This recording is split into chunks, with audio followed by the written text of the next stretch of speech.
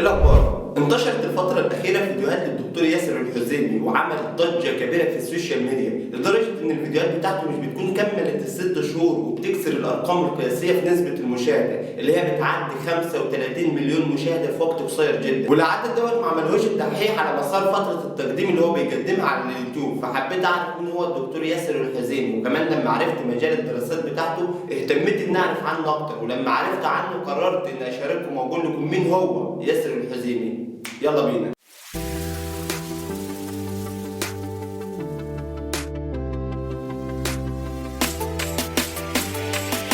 بص، انت هتلاقي عدد كبير من الشخصيات اللي هي حققت شهرة كبيرة جدا مش في مجال الفن ولا مجال الرياضة، ولكن في مجال الثقافة والوعي الأدبي ومجال الدورات اللي هي بتتعلق بتطوير الحياة البشرية. وكان ياسر الحزيمي واحد من أبرز الكتاب وليه مؤلفات كتير جدا بتختص في مجال علم التنمية البشرية بشكل رائع ويلفت للأنظار، وده اللي بيخلينا إن احنا نتعرف عليه من خلال الفيديو بتاع النهارده. مين هو ياسر الحزيمي؟ هو كاتب ومبدع سعودي تألق في مجال علم التنمية البشرية وتخرج من قسم اللغة العربية في جامعة الملك سعود في سنة 2000، كمان حصل على دبلوم عالي في قسم اللي هو الإرشاد الأسري من جامعة الملك فيصل سنة 2009، فبدأ إن هو اسمه يلمع وبدأت موهبته الأدبية تنمو بعد ما اشتغل شوية مدرس للغة العربية في نشاط الطلاب الخاص بمرحلة المتوسطة والثانوية، وبعد ما أثبت جدارته في المجال ده وبشكل واضح تم ترجيته عشان يكون مدير للمدرسة، وبعدها أصبح مشرف تربية، وبعدها أثبت قوته وجدارته في كل المناصب اللي هو كان بيتعين فيها. طب وهي إيه أبرز مناصب ياسر الحزيمي؟ بعدها اتطورت أمور القافية علشان يستلم منصب مدير لمركز خاص بالتطوير والتدريب اللي كان بيقدم المهارات بإدارة وإشراف من التربية والتعليم بالمجمع، وعنده قاعدة جماهيرية شبابية كبيرة جدا من مختلف الدول العربية اللي أصبحت بتتابع حسابه الرسمي على تويتر علشان يتعرف على أبرز المواعيد الخاصة بالدورات والأنشطة اللي هو كان بيقدمها في المجال ده بالأخص، من أجل العمل على تطوير الذات في أغلب المشاريع اللي بتحتاج لشهادة من الدورات اللي زي كده. فكان الكاتب ياسر مش بيقتصر بالعمل في مجال واحد، لكن تلاقيه كده في أي مجال بيحتاج منه إن هو بصمته الخاصة مش بيرفض أبدا، تلاقيه بيتدخل وبيفكر وبيبدع في المجال اللي هو بيكون فيه. واحد زي كده تفتكروا إيه أبرز وأهم الدورات اللي هو بيمتلكها؟ بفضل جهوده الجبارة بقى مسؤول قسم التدريب والتطوير الخاص بمركز سعداء الأسري، وبعدها استلم منصب مدير وحدة القياس وتحليل الشخصية في مركز التدريب والاستشارات سابقا. ده غير ان هو كمان حصل على الرخصة الدولية في تدريب المدربين من خلال الأكاديمية العالمية اللي هي بتختص في التدريب والاستشارات البريطانية، يعني من قبل مراكز عالمية. ده غير ان هو كمان حصل على دبلوم بيختص بتدريب مدربين في كلية إيميرال البريطانية اللي هي المشهورة، وبرضه حصل على دبلوم الذكاء العاطفي من منظمة اكسفورد للتدريب القيادي، يعني بالبلدي كده تقدر تقول عليه ان هو موسوعة في علم التدريب والتعليم والتطوير وخاصة التدريب الأسري، وده سبب ان المحاضرات بتاعته اللي على اليوتيوب مجرد بس صوت بتعدي الملايين في المشاهدات. فلكل المعلومات اللي ممكن تعرفها عن الكاتب العظيم ياسر الحزيمي واللي بشجعك انك تسمع له اكتر، وانا بديت اسمع له واقرا له مقالات في الجانب الاسري علشان اكون قادر اني اساعد في حل المشاكل اللي هي بتجينا وبنحاول ان احنا نلاقي لها حل. فلو انت اول مره تشاهدني انا رأفت السعيد مهتم جدا اني اساعد الناس باللي اقدر عليه وفي استطاعتي، وفي ناس بتكون عايزه تاخد راي ناس في مشكله او قرار وانا بساعدها في كده من اني بعمل لها فيديوهات وبنشرها عندي على القناه وبنشارك الناس بيها يوم الجمعه، واللي بيمر بنفس التجربه او عدى في نفس الازمه بيساعد في ان هو بيكتب التعليق والحل في تعليقات تحت الفيديو. ولو انت كمان محتاج ان حد يساعدك ويمشي معاك رحله من التعافي فانا اشجعك انك تكلمنا على وسائل التواصل الاجتماعي بتاعتنا اللي هتلاقيني سايبها لك في وصف الفيديو،